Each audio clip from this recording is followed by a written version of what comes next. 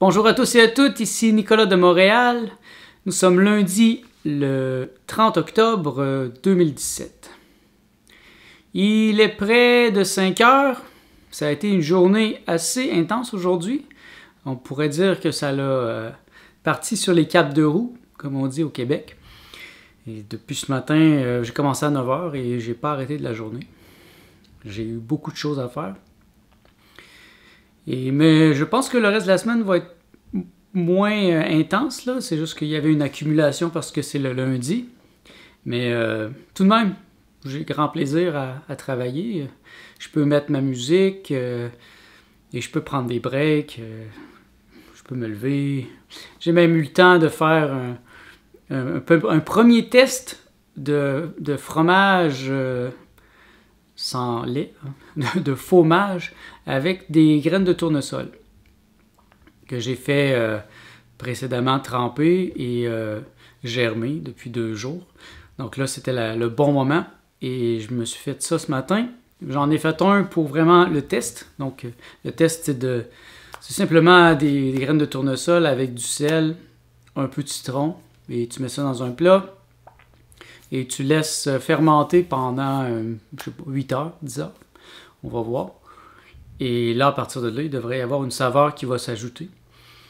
Et d'autre part, j'en ai fait un petit à côté pour manger tout de suite. Donc, c'était pas du tout fermenté. J'ai ajouté des herbes, un peu d'ail. Et moi et Marton s'est fait des sandwichs à midi. Des sandwichs avec les tortillas que j'ai fait en fin de semaine. Et c'était délicieux, vraiment. Donc, je reste dans l'alimentation crue, l'alimentation vivante. J'ai mes premières germinations de graines sont prêtes aussi, donc on s'est mis des germes de... C'est un paquet avec plein de sortes, donc de la luzerne, du radis, etc. Donc j'ai mis la tranche de pain sec, et là j'ai rajouté l'humus. On pourrait dire que c'est un humus que j'ai fait avec les graines de tournesol, c'était vraiment délicieux. Et des concombres, des tomates, un morceau de poivron vert, un peu de pousse et par-dessus un autre morceau de pain. Et c'était délicieux. Voilà, franchement, je suis très content du résultat. Et donc, je vais continuer dans cette voie. Moi, je vois que Martha adore ça, donc je vais continuer. Ma prochaine expérimentation va être un pain Essen. Les Esséniens, c'était à l'époque de Jésus. C'était des gens qui avaient une certaine connaissance et en tout cas qui étaient proches de la nature. Et le pain Essen, c'est un pain sans levain et non cuit. Les Esséniens le faisaient cuire au soleil. C'est sûr, ils vivaient dans le désert, donc c'était plus facile, mais ici au Québec, je doute que le pain va pourrir avant qu'il commence à cuire. Alors, je peux le faire dans mon déshydratateur. Alors ça va être mon prochain test cette semaine. Là, il faut bien sûr que je fasse tremper les grains de blé, après ça que je les fasse germer un peu, et là que je fasse la pâte, que je fasse déshydrater le tout, mais j'ai du temps cette semaine. Vous voyez, j'ai pris un break aujourd'hui pour faire mon fromage, mon faux mage, et après ça je suis retourné à travailler. Donc c'est le plaisir de travailler à la maison. C'est ça, c'est de pouvoir faire des choses pour soi. Si j'ai besoin d'aller à la banque, ben, je peux y aller. Si j'ai besoin de prendre une sieste, ben, je peux y aller. Et je peux faire ce que je veux. En autant que mon travail soit fait, ça n'a pas une importance pour mon client que je travaille la nuit, le jour, la fin de semaine. Et moi, je trouve ça vraiment génial. Je ne me verrais pas travailler dans une entreprise avec un patron au-dessus de mon épaule à me dire d'arriver à 8 heures le matin, de repartir à 5 heures. Oui, mais si mon inspiration me frappe à un autre moment, qu'est-ce que je fais? Et je pense que c'est important de suivre l'inspiration dans mon domaine. C'est important aussi de mettre ses limites. J'en ai déjà parlé, donc je limite quand même mon inspiration à la journée pour ce qui est de mes clients, mais ça arrive souvent que j'ai des idées en plein milieu de la nuit ou la fin de semaine. Donc je laisse l'idée travailler à l'intérieur de mon imagination, et là, quand c'est le temps, ben là, je l'exprime. Aujourd'hui, j'ai eu des belles choses à faire. C'est vraiment plaisant de faire ce genre de choses-là, parce que c'est pas compliqué. J'ai pas à me casser la tête, j'ai pas à me sentir mal, à me demander si ça va fonctionner. Parce qu'il y a eu une époque où j'ai eu des contrats où c'était plus complexe. Et là, il fallait que je trouve comment faire, surtout avec Joomla, qui est un peu comme similaire à WordPress. J'avais construit des boutiques et c'était compliqué, il y avait plein de détails. Et puis là, des fois, il fallait que je cherche 2 heures, 3 heures. Des fois, c'est une virgule qu'il faut changer à quelque part, puis ça ne marche pas. Et puis, il n'y a pas de support technique nécessairement pour ça. Et là, j'avais chaud, puis j'étais stressé, puis je savais même pas si j'allais pouvoir trouver la solution, parce qu'en plus, le client me paye pendant ce temps-là. C'est sûr que j'étais payé pour ça, mais en même temps, je préfère mon travail présentement dans la facilité. Donc, je sais que je peux assurer. Je repousse sans cesse mes limites quand même, mais dans le contexte de mes aptitudes. Moi, mes vraies aptitudes, c'est pas la programmation, c'est pas ce genre de choses-là. Remarque que c'est arrivé très souvent que j'ai trouvé des réponses à des choses dans le domaine de la programmation en cherchant, parce que je suis intuitif, mais c'est pas mon plaisir. Mon plaisir, c'est de faire les choses belles. Donc, ajouter de la couleur, faire le design, créer des bannières, mettre de la couleur, et faire de la vidéo. J'adore faire de la vidéo. Donc, j'ai eu des contrats dernièrement pour des clients. C'est le fun. Ça me fait toujours pratiquer des choses différentes. Et grâce à ce vlog, j'ai beaucoup amélioré ma technique. Vous pouvez d'ailleurs regarder les premiers et regarder maintenant les couleurs. Les couleurs, une grosse différence. En chemin, j'ai appris comment faire des couleurs plus belles et comment aller chercher le maximum. Parce que dans mon autre chaîne, c'était tellement simplifié que j'avais plus à penser à ces variables-là. J'avais pensé à ces variables il y a 1 an et demi. Et là, à chaque dimanche, je mettais ma caméra exactement au même endroit, devant mon mur vert, avec le même éclairage, et je changeais jamais les settings. Donc, j'avais comme perdu le contact avec ma caméra. Mais là, filmant à plein d'endroits dans ma maison, dehors, dans des contextes toujours différents, je suis obligé de m'adapter. Et je trouve ça très excitant parce que là, maintenant, je comprends mieux ma caméra, je comprends mieux ma Rebelle T4. C'est pas la plus performante, mais je suis vraiment content des couleurs, je suis vraiment content de ce que je peux faire avec elle. Je vois sur YouTube des gens qui ont des caméras beaucoup plus chères, beaucoup plus grosses, mais moi, je me dis, c'est pas les gadgets qui font que la personne est intéressante. Donc, il y a des gens sur YouTube qui ont pratiquement pas de matériel. L'image est floue, tout croche. Le son parfois est pourri. Mais s'ils ont quelque chose à dire, ben, je vais les écouter quand même. Je vais passer par-dessus ça. Et donc, je pense que le contenu est très, très important. Si c'est juste un contenant vide, bon, c'est peut-être beau quelquefois, mais à un certain point, moi, je décroche parce que je veux du contenu. Et c'est ce que je m'efforce de vous donner, du vrai contenu, que je peux même me mettre comme ça devant un fond qui ne bouge pas pendant 20 minutes et vous parler, parce que je sens que j'ai quelque chose à dire. J'ai quelque chose d'important à transmettre. Et ça ne peut pas toujours être, par exemple, aller dans les restaurants, bouger, faire des voyages. Ce n'est pas moi, ça. Moi, je suis quelqu'un de très sédentaire, très, très casanier. Et j'aime être chez moi très, très souvent. La majorité du temps, je suis toujours chez moi. Donc, quand on est à un certain endroit, il y a une vibration qui s'installe. Et plus on est souvent et plus on est longtemps au même endroit, plus la vibration est forte. Et ça, c'est un principe que moi, j'ai appliqué au niveau métaphysique quand je pense au centre de gravité permanent. Le centre de gravité permanent, c'est ce qui va me permettre, au moment où mon corps physique ne sera plus capable de vivre dans le monde ici, de continuer à être conscient. Donc, de garder ma conscience consciente. Donc, c'est un centre de gravité permanent qui ne dépend pas du monde physique. Et ça, très peu de gens le développent. Et on peut le voir dans leur propension à voyager, à changer d'appartement, à changer de relation amoureuse. Ils sont perpétuellement en changement et ils se vantent de ça. Moi, les gens qui voyagent beaucoup, j'ai pas vraiment une grande... d'une part, j'ai pas beaucoup de respect pour ça parce que ces gens démontrent qu'ils sont prêts à polluer la planète, qu'ils sont prêts à utiliser les outils de l'appareil manipulateur plutocratique pour continuer à propager le malheur sur la Terre. Quand quelqu'un prend un avion, il est en train de dire oui, utiliser l'essence pour que je puisse me rendre à telle place pour un voyage de plaisance. Donc, polluer, ça ne me dérange pas. Utiliser des fossiles, des matériaux de mort pour me transporter. Et puis là-bas, je pourrais polluer aussi, je pourrais faire ce que je veux. Et vous voyez, c'est comme un cycle sans fin. Et moi, je trouve que les gens devraient arrêter de voyager, sauf dans des cas particuliers. Moi, j'ai des clients qui voyagent par leur travail. Donc, j'ai des clients qui sont des coachs ou des médiums. Donc, quand ils voyagent, ils peuvent aller, par exemple, voir les pyramides ou en Écosse ou dans des endroits très énergétiques. Et là, ils font un travail avec leurs clients.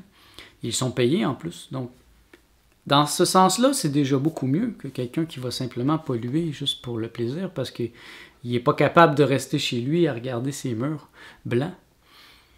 Je pense qu'il faut arrêter de dire oui à l'appareil manipulateur plutocratique. Et la première chose qu'on devrait leur dire, c'est qu'on ne bougera pas de chez nous tant que vous ne nous offrirez pas des moyens de transport intelligents et propres. Et intelligent et propre, pour moi, c'est la téléportation. Dans le meilleur des cas, la téléportation.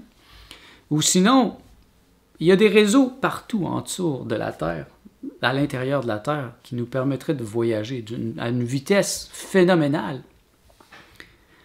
Et ça nous est caché, malheureusement. Oh, c'est Martha qui arrive.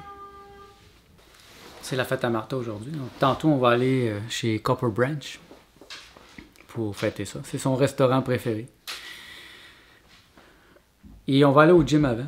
Mais si je reviens à l'idée que j'étais en train d'exprimer, c'était de voyager seulement dans des choses qui font que c'est bon pour l'humanité entière.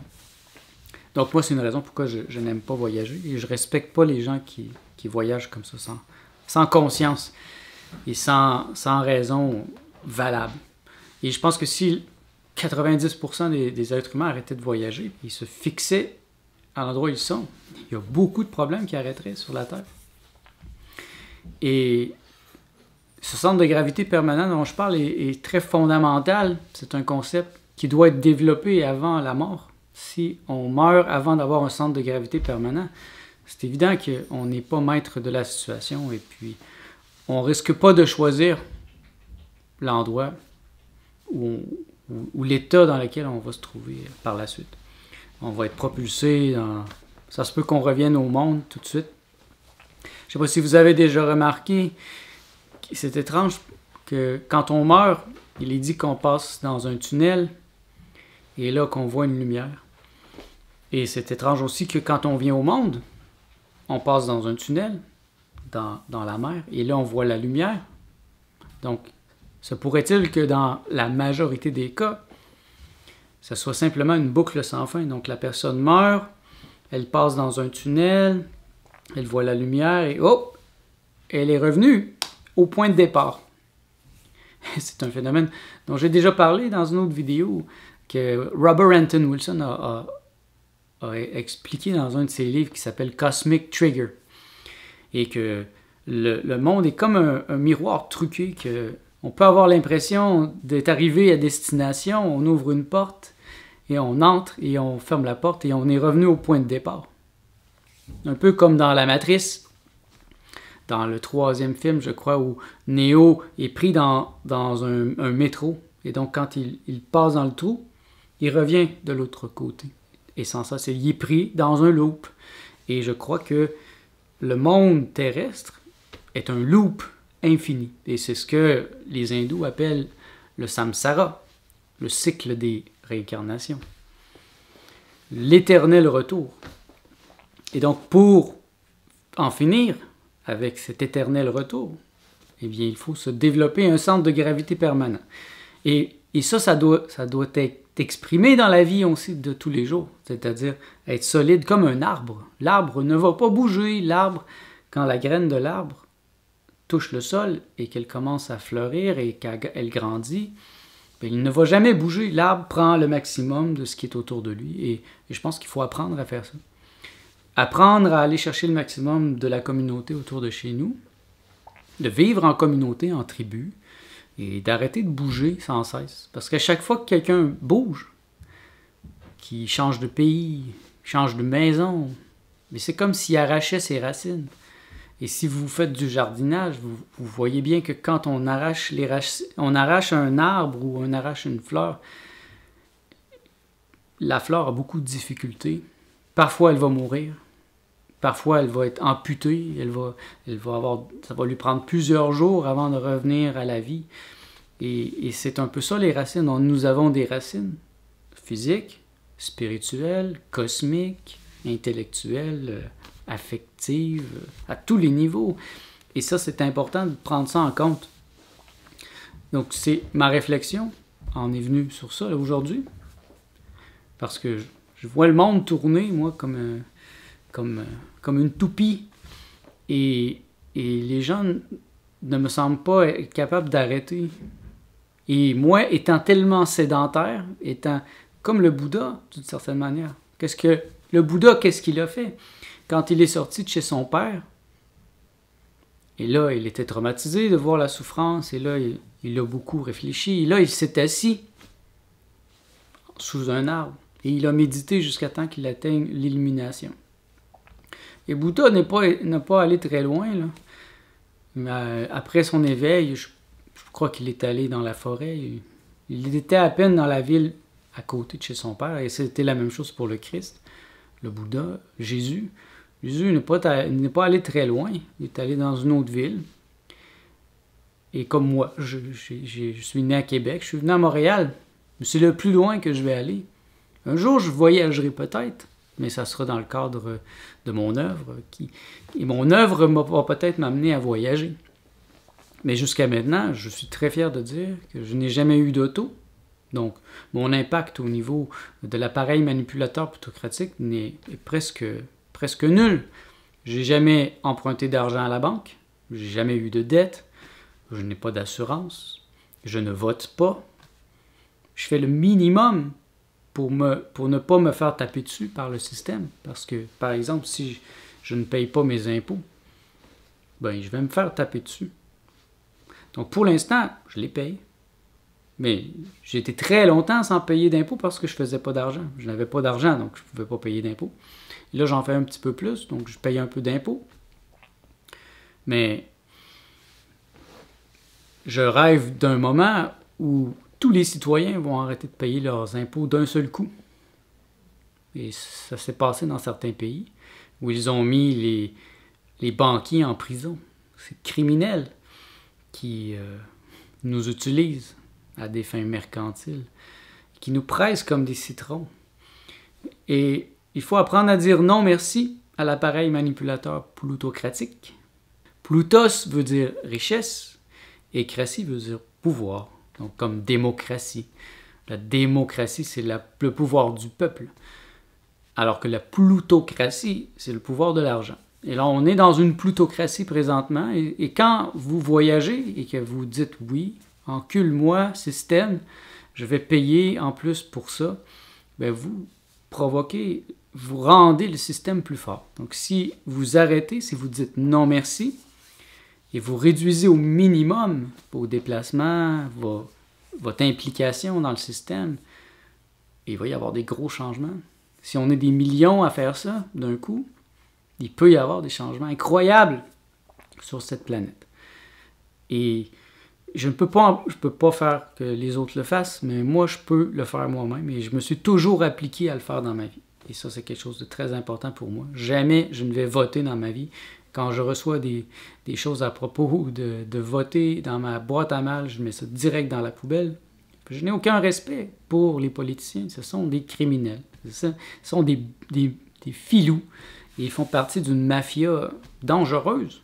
Si je ne paye pas mes impôts, je vais me faire taper dessus. Comme par exemple Ghislaine Lanctot, qui a écrit La mafia médicale. Elle a cessé de payer ses impôts.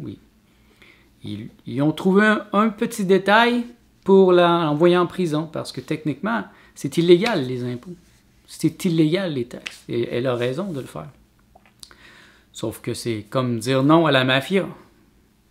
La mafia, ce sont une bande de criminels dangereux, et puis si tu leur dis non, ils vont tout simplement venir tout casser chez toi. Donc, il faut une douceur, et il faut beaucoup d'intelligence pour tricoter dans le monde. Et moi, je veux mettre cette douceur parce que je veux pas aller en prison, je veux pas me faire taper dessus, je veux pas être brûlé comme une sorcière pour ce que je suis. Donc, je m'applique à mettre beaucoup de douceur et à faire le minimum. Ils ne peuvent pas m'obliger à voter. Donc, je vote pas. Ils m'obligent à payer mes impôts. Bon, je les fais, je les paye. Mais je n'ai aucun respect pour ça. Et vous ne devriez pas avoir de respect pour ça, parce que les impôts, finalement, c'est un grand mensonge. Et ça sert seulement à payer la dette, qui donne encore plus de pouvoir aux banquiers, à l'appareil manipulateur plutocratique. Ça ne revient pas au peuple. Il y a tellement de solutions qui pourraient être données pour changer les choses. D'ailleurs, au Québec, il y a eu un mouvement il y a quelques années, les Carrés rouges, et ces jeunes-là ont proposé des solutions pour payer, pour rendre les études gratuites. Mais ça n'a pas été accepté, bien sûr, parce que le but n'est pas qu'on soit plus intelligent, qu'on soit plus riche, plus heureux. Bien non. Ça serait une perte de contrôle totale de la situation. Et les gens seraient heureux, donc ils seraient libres. Quelqu'un d'heureux est très difficile à manipuler. Il n'a plus besoin de rien. Et donc, c'est pas une belle stratégie pour l'appareil manipulateur plutocratique de nous rendre heureux. Bon, c'est sur ça que je vais terminer ma réflexion aujourd'hui. J'aimerais bien savoir ce que vous en pensez de ça, vous, parce que c'est quelque chose qui est dans ma pensée depuis plusieurs années et je rencontre rarement des gens qui l'appliquent dans leur vie. Je vois beaucoup de grands gueules qui brandissent des pancartes, qui vont faire des manifestations avec des casseroles, mais dès que la manifestation est finie, ils retournent chez eux, ils ouvrent la télévision, la carte de crédit, ils ont leur auto, ils ont tout le kit, ils partent 2 semaines à Cuba dès qu'ils ont la chance. Et pour moi, c'est vraiment ridicule. Donc, faites un examen de conscience, regardez s'il y a des choses que vous n'avez pas besoin et enlevez-les de votre vie. Dites non merci à l'appareil manipulateur plutocratique, mais dites-vous oui. Un oui absolu à ce que vous êtes profondément et développez votre être à tout prix. Parce que personne ne va vous aider à le faire dans cette société, à moins que vous en ayez le désir le plus ardent. Et c'est ce que je vous souhaite, d'avoir un désir total de vous donner un être. Donnez-vous un être, c'est ce qui est le plus important. Merci d'être à l'écoute. On se revoit demain.